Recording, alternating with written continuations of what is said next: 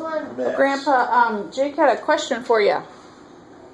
So you were in the Navy for, like, the, war? What, did you I was in the Navy, joined the Navy, before the war started. Now, the big war in the West Coast, of course, started with the bombing of Hawaii. And I was in the Navy, but at the time I was in Seattle, Sandpoint Station, west of Seattle, in aviation radio school. I'll tell you, it's a story in how I got in there. Because my blood pressure was supposed to be 140 or under to get into aviation. And I wanted to be an aviation radio, and I wanted to be able to fly, you know. I wasn't going to do the flying, but I wanted to be able to go up with the pilot off the carrier. That's what I wanted to do. So, my marks were good enough that when I got into the Navy, the first 9 weeks of indoctrination, they were good enough so I got into what they call a trade school. Now, a trade school, we had metalsmiths, mechanics, ordnancemen, and radiomen. So you went into one of those four. Well,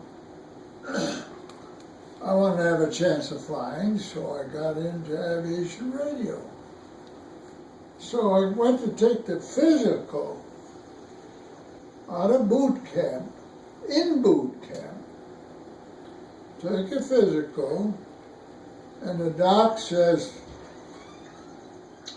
you're 1 point high on your blood pressure, and I can't put you into radio school. How about going into submarine school? Hey, that didn't appeal to me at all. I said, no, thanks. I'll try to get into something else, and if I can't, I can't. But I don't want in submarine school. I didn't like it, the idea of being below water, you know. Well, he says, I tell you what, you go back to your bivouac and get a good night's sleep, and don't drink any coffee, and see me the first thing in the morning. So, the next morning, I went back to this doctor's office there on the base, and he passed me. He says, you're okay this morning. I can put you into aviation radio. Well, the next step was to get to Seattle, Washington. And it happened to be my birthday. And I was going across North Dakota, and the snow was blowing. The train rides I had were top notch. I had a bunker to sleep in. I had a bed to sleep in on a train out to Washington. But now the war hadn't broken out yet. You know, the war broke out sometime in November. And this was the 1st of November, my birthday. So I get out to Washington, and they take us out to Sandpoint Station. 4 pretty good sized buildings. We had 50 people in each class. like a radioman, metalsmiths, so on. There were 50 in each class. There were 50 in my class. And that aviation radio school went all right. But you know, I'd have liked to have been thrown out. I did a stupid thing. There, and why I did this to this day, I don't know. It was our graduation day. The war had started. It had already buckled down and give us extra training on Saturday. We lost our liberties on Saturday. And Seattle was a pretty good town for liberty. Had a lot of theaters, a lot of places to go to. But, hey, they took them away. So we only got one day, Sunday. We couldn't get off on Saturday anymore. When the war broke out, the bombing of Pearl Harbor, I walked to the John from where my cot was, and I walked by another guy's bed just as I went into the door of the John. And there was a screeching under the bed. He had a radio under there. And it said something about Pearl Harbor being bombed. This was on a Sunday morning, maybe 10 o'clock. Well, I went to John and I come out and I started to holler. I says, hey, any of you guys want to get ashore today, you better get dressed and go. They're bombing Pearl Harbor. So I spread the news on the lower floor of that barracks we were in. And the guys all started jumping out of bed and getting ready to go to town. Well, I got into town, and a friend of mine, by the name of Leif Erickson, and he happened to be from Minnesota.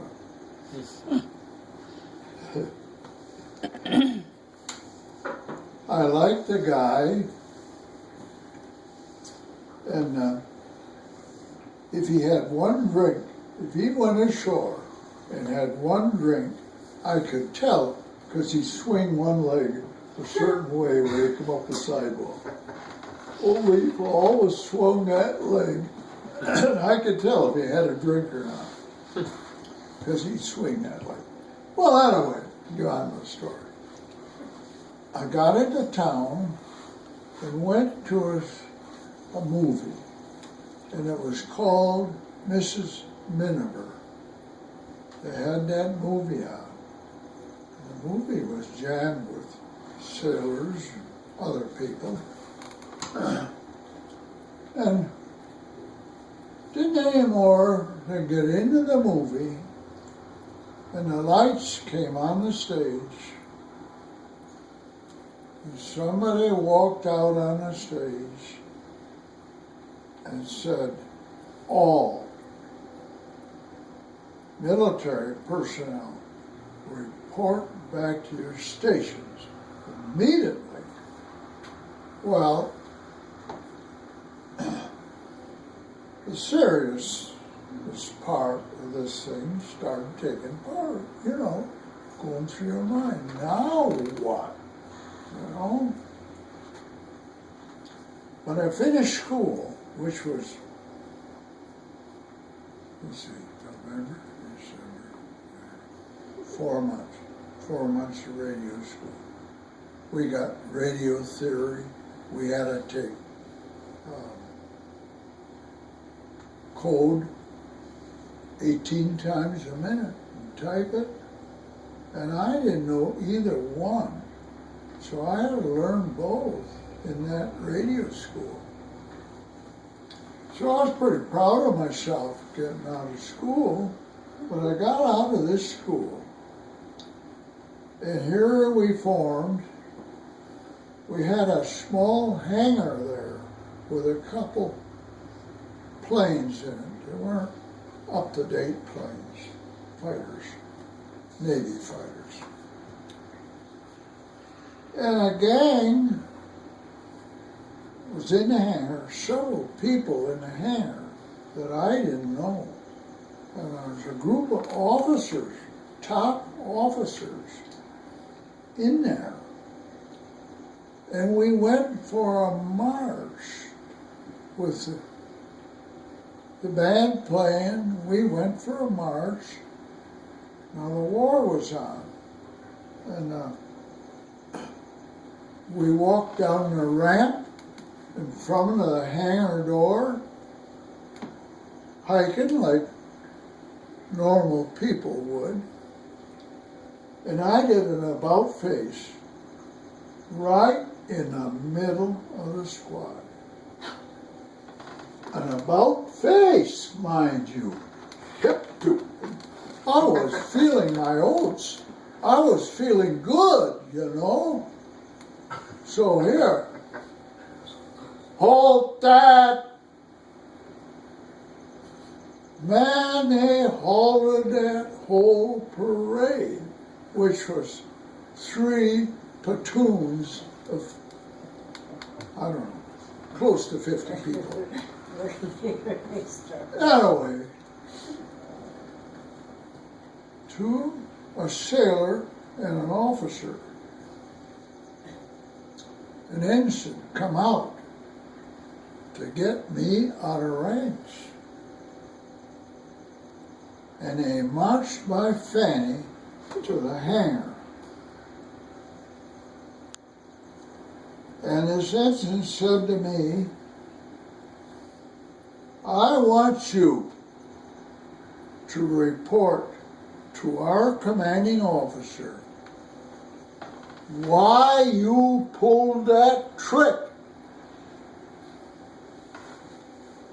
Well, I looked at him in straight face, and I said, you know, sir, I was feeling very good. I was graduating, and I felt so good that just kind of came automatic.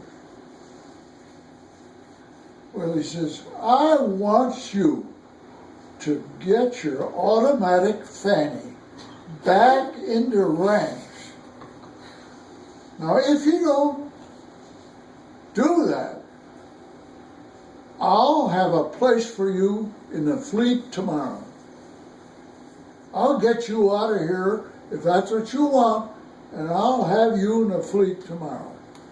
Scared the hell out of me. I wasn't. Hey, they were shooting them up out there. We were losing carriers. We were losing a war at that time, right after Pearl Harbor. And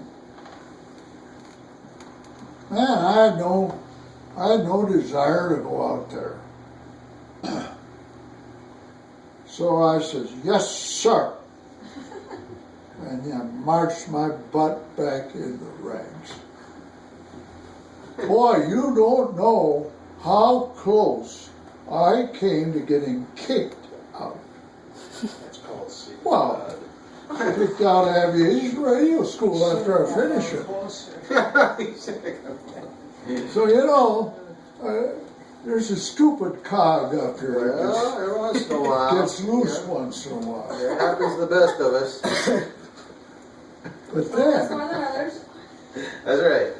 Let's repeat it. came a radar school because they were starting up radar. Englishmen started a radar before the Americans did.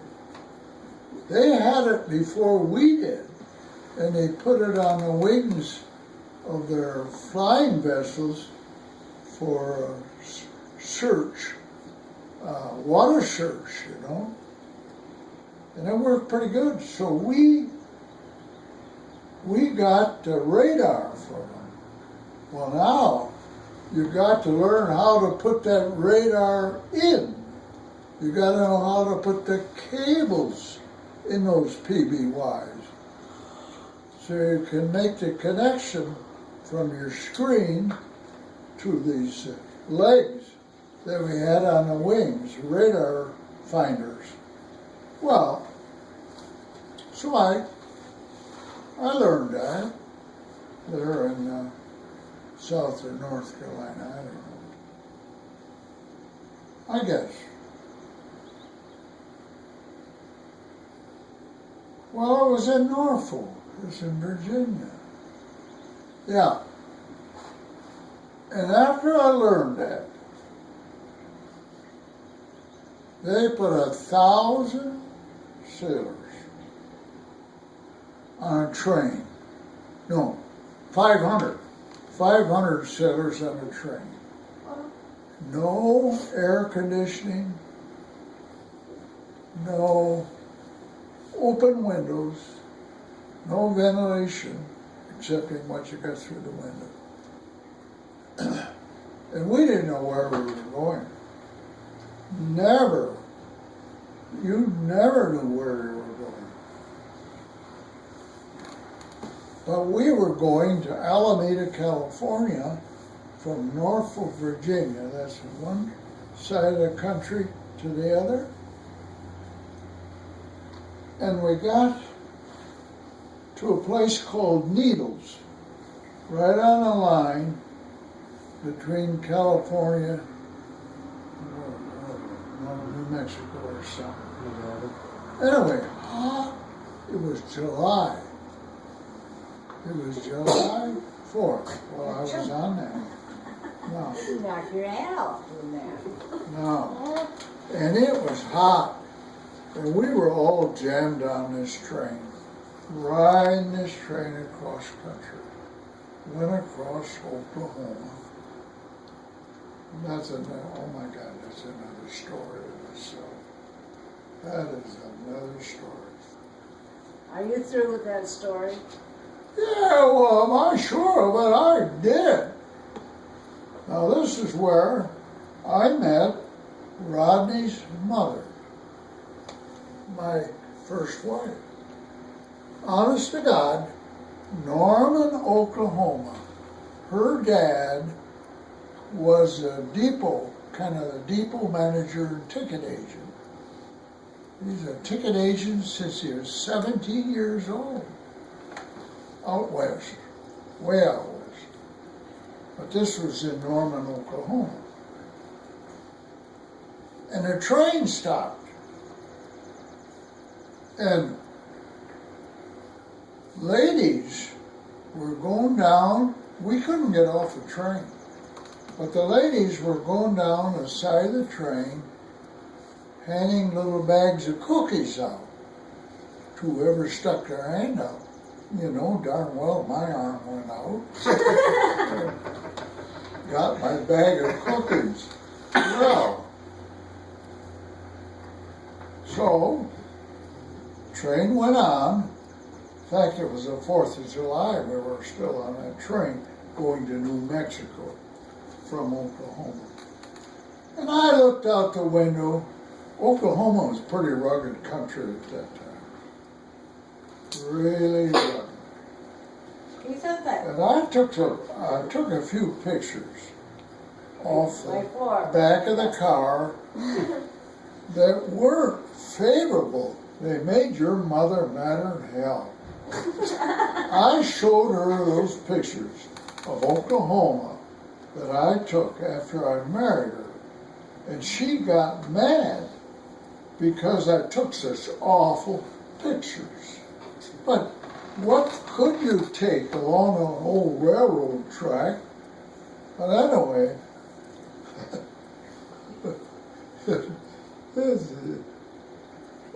I got The pictures overseas. survive. And that's another story. Oh, I don't go On into a the Dutch other one. merchant ship, after a couple months, they put me down at Port down where the balloons are in California, Moffett Field. They had a big hangar there with some balloons in it, a couple balloons. In fact, that hangar was so high that you get a cloud in it once in a while. Wow. Yeah, it really had a lot. Well, to get a balloon in it, you had to have a lot of height. Had big doors that opened up. But anyway, they put me down there and didn't know what to do with me. Like they did with a lot of those other sailors. They didn't know what the hell to do with them. Yeah. Here they had them. Some were shipped overseas. I'm glad I wasn't one of them, because I knew some of them from Iowa too. Anyway, the way they shipped us overseas was you fall out in a group, and this was mechanics, metalsmiths, a whole bunch of us that had been trained as far as they could train us. And now count off. 1, 2, 3. Count off by threes. So wait, 1, 2, 3, 1, 2, 3. I happen to be a number 1. So I got put into the group that was called Line 1. And they didn't ship me right overseas with another group. They shipped at Henderson Field. First big battle we got into with the Japs was on Henderson Field in the Solomon Islands. Now you can look this up on the map, Solomon Islands. It's further out than the island was that I was on. The island I was on didn't have anybody on it, only natives that picked coconut and coffee. Get your story started, will you? Don't you want my story? Anyway, they worked for a Dutch company. And they had, when I got ashore, it took 22 days in the Dutch ship to get over there, zigzagging all the way across. Never a straight line. That took longer to zigzag, And finally got over there, and they were making a harbor. They were putting up sea nets on two ends of two islands that made a nice harbor, and it had a lot of depth to it, so we could put any kind of a ship in there, anything from, So it was a good place to anchor down, and our thought was to anchor down there and start building a base out there, so that when our ships lost their planes or got them shot up, and they used to just push them over the side and waste them, they had a place to go to be repaired. And I was one of the repairmen. I was in aviation. It made me a repairman in the aviation, which I wasn't aboard a ship. I come off the ship after the Seabees had dug toilets and put in a commissary where we could go to eat and so on. After they had put that stuff in, then they took us ashore and got us established in a place where we could repair radios that come in with planes that had to have their upgrade, mostly upgrade on their gear, so they could talk to one squadron to another and know who they were. Bob, you got them going to sleep. Let's get the story over with. We're okay, Grandma. Well, Oh, you get they me don't started on understand it, what I you're talking don't about in want the to first stop. place. We're okay. I like to keep talking. It's okay. That's right. It was quite an experience. But anyway, after about a year and a half, well, from that December that I got there until 2 Novembers later, two Septembers later, they tapped me on the shoulder and said, pack up your gear, you're going to leave. So, and get ashore, take your cot, or get into that truck, it'll take you to shore. 5 other guys, I don't know who they were. They weren't aviation radio. I was the only aviation radio. Well, I had a rating by that time, and my money got 50% higher because every 4 months I would fly with a PBY on a search mission. They gave that to me to increase my pay. Well, that was pretty nice. That was you know? nice. Yeah. And I got to make a trip in a PBY every 4 months, maybe a 500-mile search or something like that in the area. And by golly, I didn't know where I was going. They never told you where you were going. Never told me where I was going overseas. But they said that one snake we should look out for. And that was a coral snake.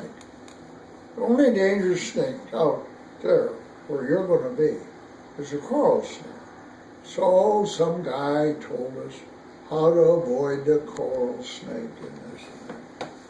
But anyway, I got out there. Well, you're done.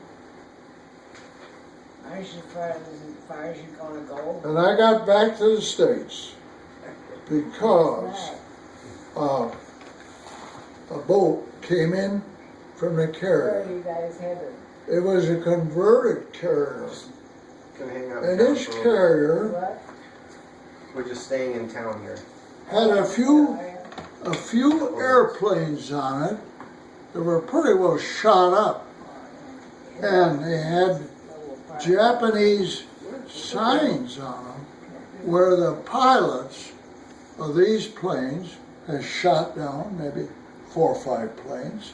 They put 4 or 5 rising suns on them. And then for the purpose of taking those planes back and getting war bonds, displaying them at different places where they were working to buy war, where people bought war bonds. And so that's all that was on that plane was a bunch of shot up, all my The hotel. carrier was a bunch of shot up planes. Stays in. Well, I got back to the States, and you know the funny part of it That was, was nice. they landed me at Port Hueneme, the very same port I left at Camping. No. almost 2 years before. Huh. Just camping in a hotel room. I got my ticket So where did you and my orders I still didn't I would know go swim what down my in orders Lake were Cadillac. or where I was supposed to go. I would go swimming down in Lake Cadillac or Michigan. Till I got my orders, and then I was reported to be in Jacksonville, Florida, The lakes are nice By, around Cadillac. They are. I don't know, something like October Quite a sometime, few people yesterday doing first it. part so, of October, Yeah, pretty busy. 1944. Yep. And so I got home on the train, and I got to Detroit, was going to hitchhike the rest of the way, and I called my Uncle Alfred Banker, who was living in Grosse Pointe. And I was at a motel, I already had the motel paid for, going to spend the night there, and hitchhike the next day to go home to Reed City. And I called Uncle Alfred, oh, no, I'm coming down to get you. Well, Alf, I got this place all paid for. No, I'm coming after you. So he comes down to the hotel and picks me up. And I spend 3 days at Uncle Alfred's. And I go to 2 baseball games. Pinky Higgins was playing in that game, and he hit 3 home runs. And he was a third baseman. I'll never forget it. Third baseman hit 3 home runs. Oh, you had guys like Ted Williams, well-known baseball players of yore. Anyway, That's the end of the story. that's about the end of it. Yeah. I hitchhiked home, reported He Blackfoot, hasn't got Florida. any ears. Was my all, next all mouth Place, and no ears. place of report was Jacksonville, Florida. What And time you do eat know, usually? You know, the first What time do you have job lunch? I got What at time What Jacksonville, time do you eat Florida, lunch? Usually. they didn't have I don't know. Whatever everything you would set do. up yet. Eat So they lunch. used me for a couple days. They sent me I've got across the it. bay. No, we don't. Yeah, we're not going to eat here. Can't think of this town. We'll get something. Anyway, it's the first time I ate raw oysters. I don't And know they had what all company kinds of was. raw I know oysters you in don't. this town. You're always But gonna what I try. had to do That's was all go get a Well prisoner. fed. I'm not this kind of guy.